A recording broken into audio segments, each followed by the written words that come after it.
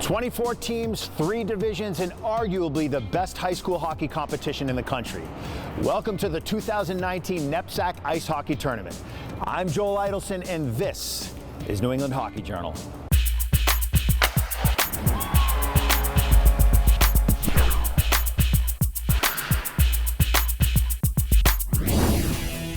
NEPSAC championships have been around for close to 40 years. But since 2010, they've been divided into 3 divisions. Our first final will be in the small school Piatelli-Simmons bracket and will pit top-seeded Tilton against number 7 Holderness. The large school Martin Earl bracket is next, where we will see Kent and Cushing Academy battle it out. Finally, in the elite Stuart Corkery bracket, it's a rematch of last year's final between Salisbury and defending champion Kimball Union. That should be a terrific game, but first, let's take a look at the Piatelli-Simmons final. It was number 1 Tilton taking on surprise 7th seed Holderness, and it was Tilton that began the game by showing why they were chosen the favorites to win it all. Puck comes here near side, a rebound attempt is stopped, but the follow-up goes in and Tilton leads 1-0. It was Sean Leslie with the rebound shot past Holderness goalie Connor Andrulevich, but Holderness came right back a little later in the period. Slap shot, score! Carter Rose! That tied it at 1, and it stayed that way to the end of the period thanks to some great stops by Andrulevich. Second period and a penalty call left Tilton shorthanded, but goalie Owen Kadire was outstanding, holding off the Holderness power play. Manning down low, sends one in, loose puck in front of Kadire and swept out of there by Josket. Still tied 1-1, we go to the third period where Tilton gets it going. Well, here's an interception up in front. Slap shot, goal! Credit the goal to Jagger Benson, and that seemed to rattle Holderness. They committed a costly penalty, which opened the door for the Rams. Didn't go for Cates, loose puck, and a rebound opportunity, and buried by Brendan Josket. It's 3-1, a power play goal for Tilton. That made it 3-1. Seconds later, a charging call on Holderness left them shorthanded once again. This time it was Jack Seymour with the rebound as the Tilton power play proved to be just too much for Holderness. The Bulls fought to the end, scoring their second goal, but with an added empty netter, it was time for Tilton to celebrate. Final 5-2. Congratulations to Coach Brooks McQuaid and his entire team. Third period goal from Jagger. Without that goal, we don't get those 3 at the end. We were really looking for that turning point, and that was it. As a kid from California, you don't get this atmosphere a lot. It feels so great. It's a great feeling. I mean, I went to Arlington my sophomore year, and we won it there, but it was nothing like winning it with a team like this. It's been 17 years since we're back in the championship. A couple times we made it to the semis, and this group, they deserve it. They have bought in to what we've asked them to buy into on and off the ice. They worked hard and they believed in each other. I'm just proud of these guys. We will have Game 2 of the NEPSAC tournament coming up after the break. But first, let's get some more on-ice tips from RB Hockey. We're at the Rodman Arena in Walpole, Massachusetts. Once again, I am with Rob Barletta from RB Hockey and the Walpole Express. Rob, today we discuss passing. We discuss passing. You always hear the same cliches, the puck moves faster than the player. And we're going to teach players how to get it off their stick really quick with their feet moving. A couple of drills we're going to work on. We're going to work on saucer passes. We're going to work on catching it on our backhand and catching the puck moving up ice. Let's go take a look. So the first drill we're going to do a hard pass right across, and the puck dies on my stick. Sweeping across. All right, guys, let's see it.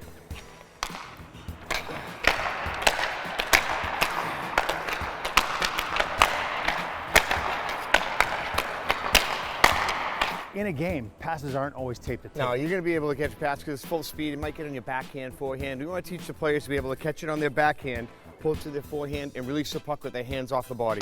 So next drill, we're going to do the same. We're going to put it across the backhand, pull it to the forehand, right across. And you can hear the puck slapping off the stick the same way you would when we were passing forehand. You take a try? Yep. All right, guys, let's go. Good job. Good. One of my favorite passes in hockey is definitely the saucer pass. No, you have to have good hands to do it. That's why I'm not very good at it. Well, you got to make sure you do here. You got to have your hands off your body again and flatten out your stick. What you want to try to do is you want to try to take your stick from the heel and put it up into the middle with a spinning motion and flick your wrist.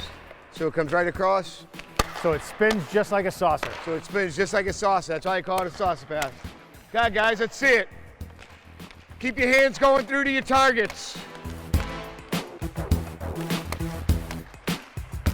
Rob, we're going to do the same thing, catching on forehand and backhand, but you're going to have them do it in motion? Have them do it in motion, and they're going to communicate, and they're going to call for the puck. They're going to catch it either on their forehand or backhand, and then sprint back to line. All right, emulating a game situation. Game here. situation. All right, like it. Nice, way to call for the puck. They call for the puck when they want it, getting his body facing up ice. Good. Guys, I want hard passes. Get those feet moving. So it feels like they're in a game situation. You can hear the communication. Right. They're moving their feet. They're driving back to line. Not every pass is perfect either. Not every pass is perfect. It's not like that in a game either. So I don't mind when they're doing this. They're trying to get their feet moving hard. They're trying to wait for someone to communicate to the puck and then get it right back. So obviously, yeah, technique comes into play. And I also like the fact that you did a couple things that kind of get you uncomfortable on the ice, because in a game situation, you got to catch the pass on your backhand. Not all passes are going to be perfect. Like a lot of the young players, they lock their hands into their body. Right. We're teaching them to get their hands way off their body, catching on their backhand, Yeah. pulling it to their forehand, sweeping the puck. Right. So we want these guys to get uncomfortable because that's game situation. Exactly. You know what they say, you can't make a bad pass. To a good player. For more on the Walpole Express and Rob Barletta, check out rbhockey.com. RB Hockey is powered by CCM. CCM, made of hockey.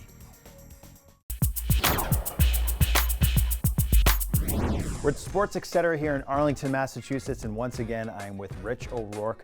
Rich, every time I'm with you, we tend to talk about customization. We talked about custom goalie pads, custom skates, and today, we're talking about custom sticks. Yeah, that's right. The launch of the new My Bauer custom stick program is on us, and it's going to be pretty cool. It's going to give you two options for customizing a stick. Okay, so typically customization was for pros only. That's correct. Now anyone can come in and get their stick customized. Tell us about what specifically works here. Well, on the more basic option, you're going to take an existing high-end stick, and you're going to be able to tweak the colors, the flex point, the curve you want, including some extended curves that generally aren't available. Pick the color you want, put your name on the stick. Okay, and it's funny, for most kids, the most important piece is the name on the stick. No question. What else is customizable here? So on the Custom Pro, you're going to be able to customize everything. Okay. It's not going to be an existing stick. You can pick the geometry of the stick, the flex point, the construction of the blade, the height of the stick, the grip of the stick, anything you can think of you can do, and there's going to be an extended grouping of curves you can pick from that generally are only available to NHL players. Bauer likes to say the game gets easier. I think with customization it certainly does. Absolutely. For more on hockey, anything hockey, come down, see Rich, see the Stantons at Sports Etc. Game 2 of the NEPSAC for the Martin Earl Large School title featured Kent coming off a 9-0-1 record to finish the season. They took on Cushing Academy and goaltender Joe Sharif. Both teams had some hard-fought battles to get here, and it showed early. Combined, the two teams only had 5 shots on net in the first period, with Kent having the best chance to score. We go to the second period, and the Lions start to apply some pressure. Ferrier collects, skates in, and a save. What a job by Joe Sharif. Wow. Sharif out of Natick, Massachusetts, has committed to Union College in the fall. He was outstanding in the period as penalties put his team at a 5-3 disadvantage. Yak again, and a save. The Lions kept at it, but just couldn't get the puck past Sharif. But out in front, Kent with a great opportunity, and Sharif came up with a save. Sharif had lost his stick at one point, but the game remained scoreless. Meanwhile, the Cushing offense couldn't get anything going, their best chance coming right at the end of the period. Now they come up with a break the other way. Jacob Banks, save the other way. Alex Cuddy. We go to the third period where Sharif could only hold off the Kent attack for so long. Finally, the Lions break through.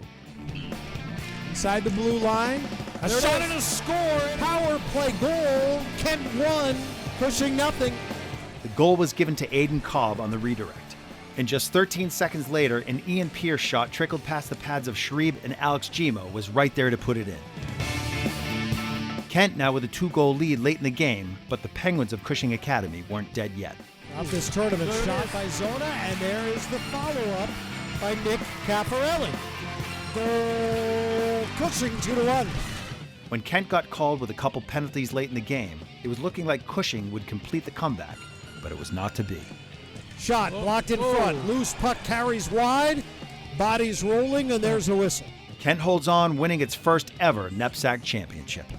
Down the ice comes Gustafsson, and the puck floats into the corner, and the championship belongs to the Kent School. Played a really tough schedule early, and I think that challenged our guys. We faced a lot of adversity, and we had a great group of seniors this year who really helped pull us through that. I mean, I think we were 7-7-1 coming out of Christmas, and you know, they just kind of put us on a run there. And our three captains have been three-year guys for us, which is a little bit unusual, along with our goaltender. It's been a lot of fun. It's the first championship Ken has ever won, so it's history, nothing short of history, and I'm so proud to be a part of it, and it feels amazing to win for my school.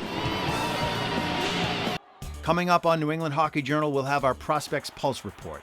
And then it's the Elite Stewart Corkery Tournament in the much-anticipated rematch between Salisbury and Kimball Union.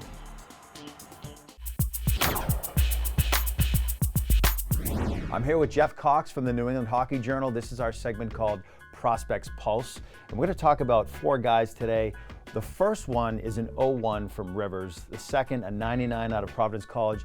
And the next two are 0-1s playing for the National Team Development Program. Let's start off with Cade Weber. Cade Weber is a 6'6" left shot defenseman. Obviously really good size, skates really well, especially for a player his size. Two very intriguing attributes for NHL scouts. There is a little bit of a question about his compete level and how hard he brings it every night, but he proved that he could play at an elite level when he joined the NTDP, when they played BU and Harvard and Dartmouth up here back in October. With his size and skating ability, he's likely going to be a second round draft pick. He certainly plays the part. You can't teach somebody to be 6'6", so he's got that going for him. Yeah, he does. All right, let's move on to Tice Thompson. Tice is playing for Nate Lehman over at Providence College. What are your thoughts on Tice this season? He's a freshman that's really had a good impact for Providence. He's played on their first power play unit. He can shoot, he can score. He was well seasoned with Dubuque in the USHL, played at Salisbury before that. He has a strong hockey lineage. His brother Tage played at UConn. He's now with the Buffalo Sabres. His dad Brent is a former pro who's now the head coach of the AHL's Bridgeport Sound Tigers. No pressure for the kid. Yeah, exactly. Even Tage was kind of a late bloomer. He's a kid at third year eligibility who I think has a good shot of getting drafted.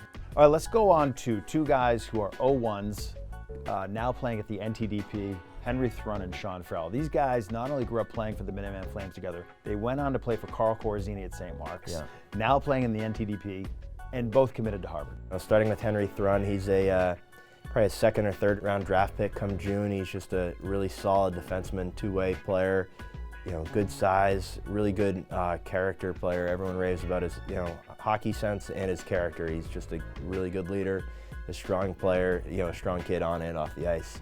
And moving on to Farrell, he's a late 01, so he's not eligible until 2020, but he's a small playmaking forward who is playing a bottom six role right now with the NTDP with all the talented players that they have that are going to be first round draft picks this year. But moving forward, he's probably a second line center, second line wing, depending on where he fits into the lineup at Harvard. But he's a player that will be drafted next year. I'm looking forward to seeing the two of them have some success at Harvard together as well. Yeah, I think they for sure will. For more on prospects and everything New England hockey, check out hockeyjournal.com. Stay with us on New England Hockey Journal. The big tilt between Salisbury and Kimball Union is next.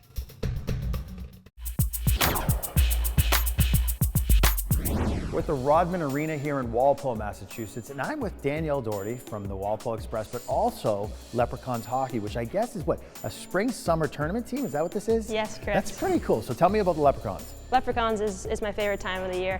So basically we have teams from the 2010 division all the way up to U19, and it's incredible. Basically, not only in the state, but across the country we get top players. And again, there's so many good programs in the state, so we get to kind of pick and choose what kind of players we want on our team. And it's such a good option because people are coming off their season and they want to keep their legs fresh. So it's not like they're going to have a practice every day and they're playing 3 games a week. This is strictly tournament. Yep, exactly. And the best thing too is that you play for a team all year long, and now you get to play with your best friends that play on different teams they don't get to play with all the time. So most of our games and tournaments are at the Rodman Arena. Oh, great, yeah. So I think something that's special with our program is that the girls get their own locker room for the weekend. Right. They can hang their jerseys up. And Rob, who also works Leprechauns with me, lives right down the road. Awesome pool. So the girls come, we have pizza party, pool party, so it's an awesome time. I imagine Rob knows how to work a barbecue as well. Yeah, he's pretty good. Thanks, Danielle. All right, so I asked Todd Sterling to join us, not only from the Walpole Express, but Leprechauns hockey on the boys' side. Best part about the Leprechauns is elite level players get to play in top level tournaments against other elite level players. All right, so where do you get your players from? From across the country, and even So all some over from the place. Canada, all over the country, even into Canada. We have people out there that are making recommendations to us as the players that should come, as well as us having people out there watching games. So it's a give and take on both sides. Okay. But our goal is to provide the best possible area in place for people to play, and there's nothing better than coming to the Boston area. So I know you guys play in several tournaments. Yes. Give me an idea of some of the Shamrock Elite Tournament. Okay. Battle of Boston Series Yeah. is another popular one, and the Militia Cup in the spring. Okay, so 3 solid tournaments there. All right, so tell me a little bit about coaching. We're very fortunate to have a number of Division I, Division III college players that help us out on the bench. That's great. On top of gentlemen like Brian Horan, who is the former head coach at Suffolk University, Al Santilli, who's a scout with the Pittsburgh Penguins. Rob Barletta jumps on to help out where needed, and obviously myself working with the Ottawa Senators. I run the Leprechauns, but I also spend time on the bench because I think it's important to be on the bench with the kids. It's part of the fun for me being around it. Sounds like a great option. For more on Leprechauns hockey, check out leprechaunshockey.com.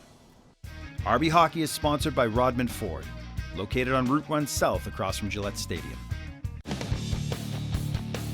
The final game of the NEPSAC tournament and the one everyone has been waiting for. Kimball Union Academy looking to become a three-peat champion, taking on Salisbury, a former three-peat champion themselves and runner-up in last year's final.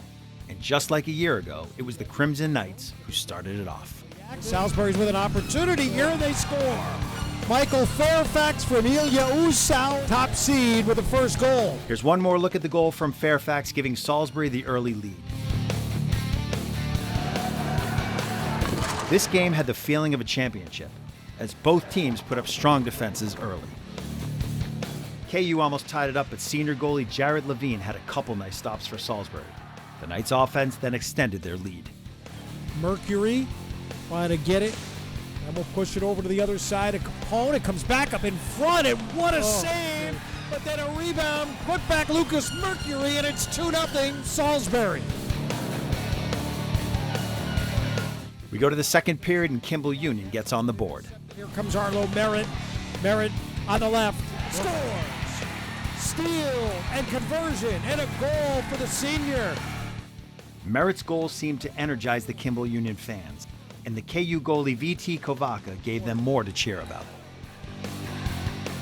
Right back the other way, short-handed opportunity and a save. Puck's loose, and Isaiah did not go over the line. Coronado, and Coronado has the speed. Here he comes, blocked in front by Kovaka.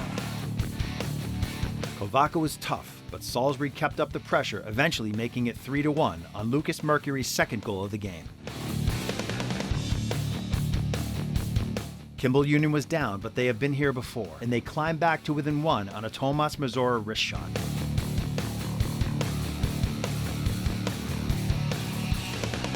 Then towards the end of the period, down a man, the short-handed Wildcats struck again. Oh, jeez. Last score. It's a short-handed goal for Zach Taylor. And it's 3-3. What was that unexpected? The goal was unexpected, but the excitement of this final game wasn't. Third period with the game tied, the two teams battled it out all the way down to the final minute, when Kimball Union completed their comeback. Far side over it goes to Carabas. Left on the ice, right in front of the KUA bench with 1 minute to go in the period. Back we go the other way. Slap shot. With 54 seconds left, KUA 4, Salisbury School 3. Watch this blast from Paul Duray. The junior's goal set off the celebration for Kimball Union. But there was still a minute to go, and in the final 20 seconds, KU gets called for a penalty, giving Salisbury one final chance. Right, 13 seconds. 6 on 4. Puck carries out to the blue line. Opportunity. Slap shot. Blocked. Puck carries into the corner with 5, 4, 3, 2, 1. It's a three-peat for Kimball Union.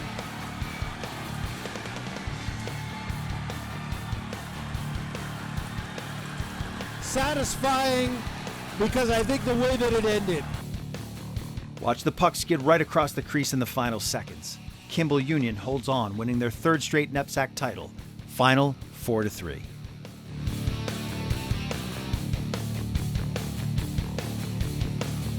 Honestly, in practice, a couple of times I just take slap shot from the blue line just to mess around, but when I got the puck, I had a feeling that was the play I needed to do, and it worked. So, I just can't describe that moment. I'm still shocked.